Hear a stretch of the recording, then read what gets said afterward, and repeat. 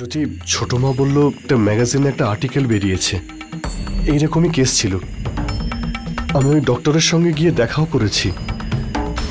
কবির doctor বললেন যে এইরকম কেসে আর্টিফিশিয়াল ইনসেমিনেশন করানো যায়। তোমরা বুঝতে পারছো তো? টেস্ট টিউব বেবির কথা তোমরা নিশ্চয়ই শুনেছ। সেই জন্যে জ্যোতিকে আমার সঙ্গে থাকার কোনো প্রয়োজন নেই। আমায় একটা ল্যাবে যেতে হবে, আর ওই ল্যাবে গিয়ে আমার স্পার্ম ডোনেট করতে হবে, আর সেই স্পার্ম হসপিটালে জ্যোতির গর্ভে পুশ করা হবে। এইভাবে সন্তান জন্মালে তার বোন ম্যানো ট্রান্সপ্ল্যান্ট করলে রশ্মিকে বাঁচানো যেতে পারে। সেই জন্য জ্যোতি তোমার কাছে থেকেও আমার সন্তানকে জন্ম দিতে পারবে, আর রশ্মিকেও বাঁচানো সম্ভব হবে। আমি জানি এটা জ্যোতির জন্যে আর তোমার জন্য একটা খুব বড় ডিসিশন। সেই জন্য তোমরা সময় নাও, নিজেদের সঙ্গে কথা বলো, আলোচনা করে দেখো, তারপর তোমরা যা ডিসিশন নেবে আমি তোমাদের সঙ্গে আছি। কবিরের মন খুব বড়। রশ্মির জীবন বাঁচানোর জন্য জ্যোতিকে এই আর্টিফিশিয়াল ইনসেমিনেশনের জন্য রাজি করাবেই। আমিও খুব খুশি হব ছোট মা, যদি এতে রাজি হয় ওরা। কিন্তু আমি কোনোভাবেই জ্যোতি আর কবিরের উপরে প্রেশার ক্রিয়েট করতে চাইছি না। পঙ্কজ, কিছু সিদ্ধান্ত এমনই থাকে যা নিজের ইচ্ছের বিরুদ্ধে নিতে হয়, কারণ সেই নির্ণয়, সেই সিদ্ধান্ত সময়ের চাহিদা থাকে। জ্যোতিকেও রশ্মির জন্য সিদ্ধান্ত নিতেই হবে। আমি কি করে রাজি হয়ে যাব কবির? আর তুমি কি চাও আমার থেকে? অন্য কারোর বাচ্চা আমি 9 মাস ধরে আমার গর্ভে ধারণ করব? যখন থেকে পঙ্কজ বলে গেছে তুমি চুপ করে আছো। এসবের কি মানে বলো তো? তুমি এই কথাটাকে সমর্থন করছো? 9 মাস একটা অন্য লোকের বাচ্চা আমি আমার গর্ভে ধারণ করে সারাক্ষণ তোমার আশেপাশে থাকবো, মেনে নিতে পারবে তো তুমি? আমি জানি এটা আমার মেয়ের জীবনের প্রশ্ন, কিন্তু এই বাড়িতে আমার আরো কিছু সম্পর্ক আছে। কারোর বৌমা, কারোর বৌদি, আর কারোর স্ত্রী আমি। কি করে সবার মুখোমুখি হব আমি? আজ তুমি চুপ করে আছো কেন? বলছো না কেন? যদি তুমি আমার জায়গায় থাকতে তুমি কি করতে? তুমি আমার জায়গায় কি করে থাকবে? কোনো পুরুষ একই সময় কারোর বোন, কারোর মেয়ে বা কারোর স্ত্রী হতে পারে না। তুমি আমাকে একটুও বুঝতে চাইছো না। ভুল। একটা পুরুষও কারোর ছেলে হতে পারে, কারোর স্বামী আর কারোর বাবা।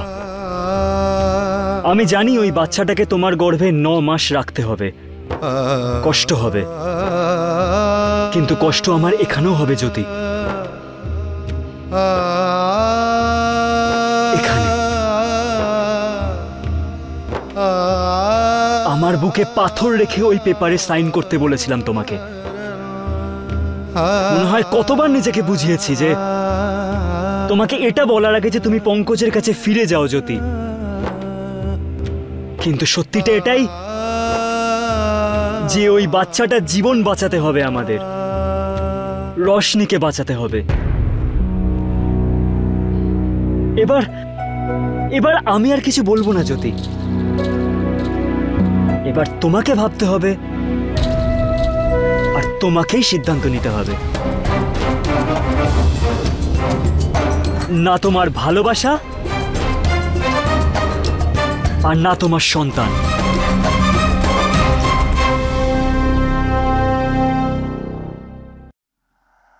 তাহলে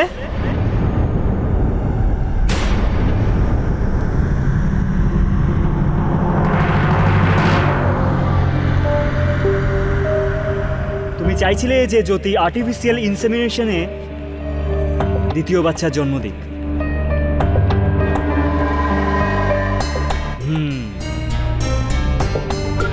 ভালো, বেশ ভালো আইডিয়া। এতে জ্যোতি তোমার কাছেই থাকবে, পঙ্কজের কাছে ওকে যেতে হবে না, আর রোশনের জীবন বেঁচে যাবে। গুড। এত ভেবো না, এত ভেবো না। দেখো, তোমায় শুধুমাত্র জ্যোতিকে একটু প্রেশার দিতে হবে, একটু সাপোর্ট দিতে হবে, আর তারপরে এই সিদ্ধান্তের জন্য মেনে নেবে।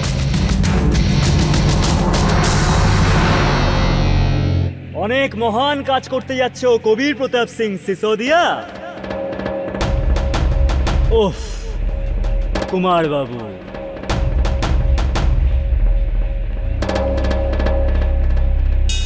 তুমি অনেক বড় কাজ করেছো, ভালোবেসেছো। আগে ডিভোর্সি মহিলাকে বাড়িতে নিয়ে এসছো, তারপর ওর বাচ্চাকেও মেনে নিয়েছো, আর এখন ওর আগের স্বামীর সন্তান নিজের স্ত্রীর গর্ভে পালন করাবে তুমি। বাহ, ব্রিলিয়েন্ট কবির।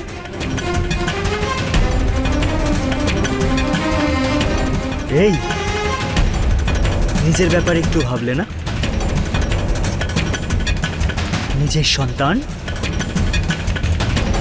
নিজের রক্ত, তোমার মতো মুখ বলিদান দিয়ে দেবে তুমি সবকিছু?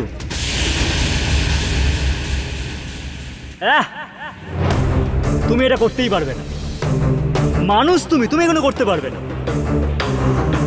আচ্ছা চলো, ঠিক আছে, ভুলে যাও। তুমি মেনে নিচ্ছি যে তুমি নিজে মহান হওয়ার জন্য, ভালোবাসার জন্য, রোশনির জীবন বাঁচানোর জন্য তুমি এগুলো করতেই পারো। লোকজনকে কি বলবো?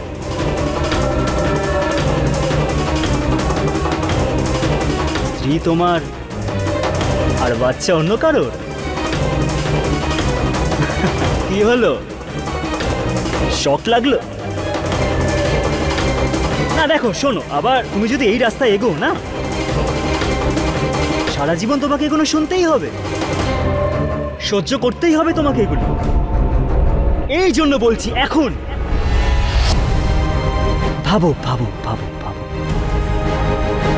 হ্যাঁ, ভাবো কবির প্রতাপ সিং সিসোদিয়া, ভাবো।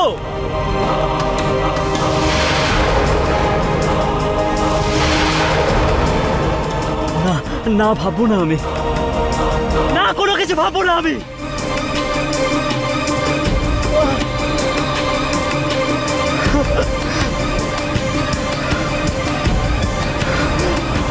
ভগবান যদি আমার জায়গায় থাকতো, ওনারও তাহলে প্রবলেম হতো। তাহলে আমি তো একটা মানুষ।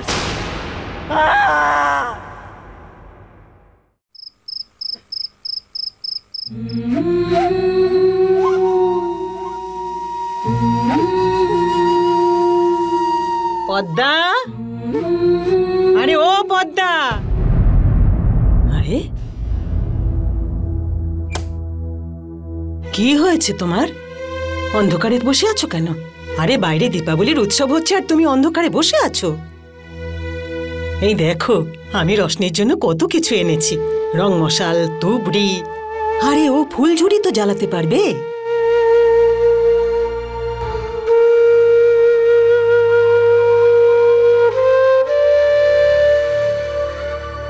বুঝতে পারছি পদ্মা, এটা খুবই কঠিন সময়, কিন্তু এইভাবে মনমরা থেকে কি লাভ হবে? কিছু হবে কি? আরে আমি তো বলবো তুমি এখনই জ্যোতির কাছে যাও, রোশনির জন্য এইগুলো নিয়ে যাও। জ্যোতিরও খুব ভালো লাগবে, আর রোশনিরও।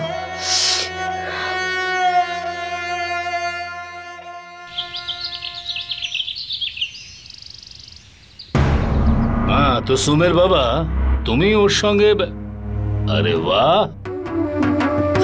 এত রান্না বান্না, এত খাবার, আজ কি কোনো বিশেষ উৎসব নাকি? বাবা, এখানে তো উপহারও রাখা আছে আর এতে নামও লেখা আছে। আরে বাহ, আজ তো আমাদের বৌমারা পুরস্কার অবশ্যই পাবে।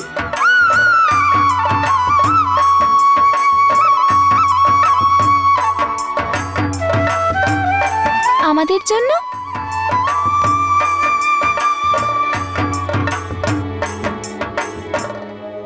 এত তাড়াহুড়ো কিসের? একটু অপেক্ষা করো, যে গিফট দিয়েছে তাকে থ্যাংক ইউ বলবে না? আচ্ছা আচ্ছা, এই সমস্ত আয়োজন তাহলে তুমিই করেছো? আচ্ছা এবার বলো, এত আয়োজন কিসের জন্য? আগে জলখাবারটা খেয়ে নিন। আচ্ছা নাও, চলো খেয়েই দেখি।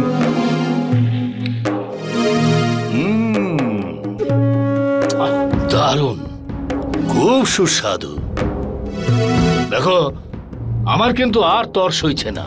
প্লিজ বলো, কি নাম তার যে এটা রান্না করেছে? বলবো কেন, আপনি নিজেই দেখা করুন।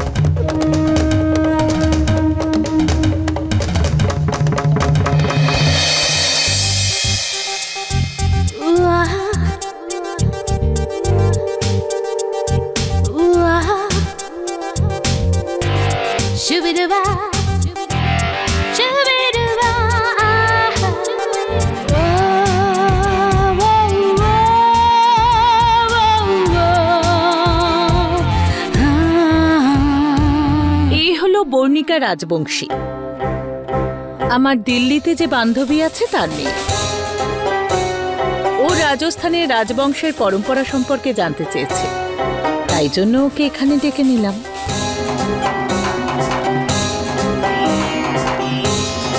এসো। ইনি হলেন মেয়র সাহেব। বেঁচে থাকো, বেঁচে থাকো। ওনার বড় ছেলে সুমের, ওনার ছোট ছেলে কবির, আর এ হলো আমার ছেলে বিক্রম।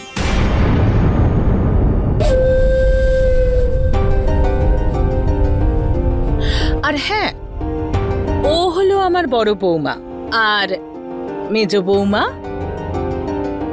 আর কবির জ্যোতি কোথায়? যাকে ছাড়ো, ওর সাথে পরে দেখা করে নিও। আর ও হলো রেশমি।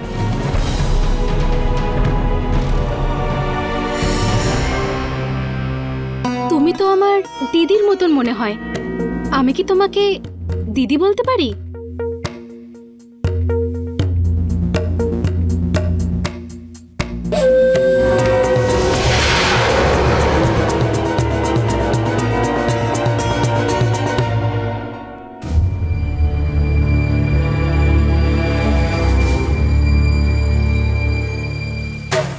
আজ ধনতেরাস। আজকের দিনে তোমাদের শ্বশুরমশাই কোনো কমতি রাখেন না, তাই জন্য তোমাদের যা যা ভালো লাগে সেগুলো নিয়ে নাও। আমার তো বর্ণিকার জন্য অনেক গয়না নিতে হবে। বসো। এটা পছন্দ? তোমার যা যা পছন্দ সেগুলো নাও।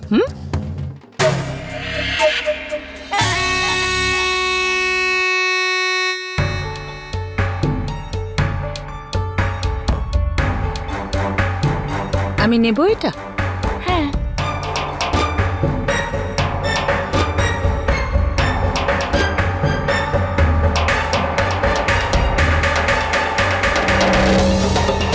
এটা রেশমির পছন্দ ঠিকই, কিন্তু এটা পরলে বর্ণিকাকে বেশি সুন্দর লাগবে।